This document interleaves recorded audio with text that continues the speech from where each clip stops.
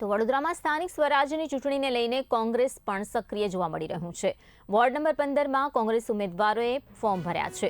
નીલમ નિગમ, શ્રીવાસ્તવ, આશિષ જોશી, પારુલ પટેલ, રાજેન્દ્ર બારોટ ઉમેદવાર તરીકે ઉભરી આવ્યા છે। વાઘોડિયા રોડથી રેલી સ્વરૂપે ફોર્મ ભરવા માટે તેઓ પહોંચ્યા હતા। ચારે ઉમેદવારો જીત માટે પ્રબળ દાવેદાર ગણાઈ રહ્યા છે। સૌપ્રથમ તો વોર્ડ નંબર 15ના મતદાર ભાઈઓને હું નમસ્કાર કહું છું અને બસ એમનો આશીર્વાદ લેવા માટે આજે અમે 10 તારીખે ફોર્મ ભરવા માટે જઈ રહ્યા છે અને જે પ્રજાના પ્રશ્નો છે એ પ્રજાના પ્રશ્નોનો ઉકેલ લાવવાનો કોશિશ કરીશું। પ્રશ્નો તો પૂર્વ વિસ્તારમાં પાણીનો છે જ, પાણી ભરાવાનો અને પાણી નહીં મળવાનું, તો સૌપ્રથમ તો એનો અમે ઉકેલ લાવીશું।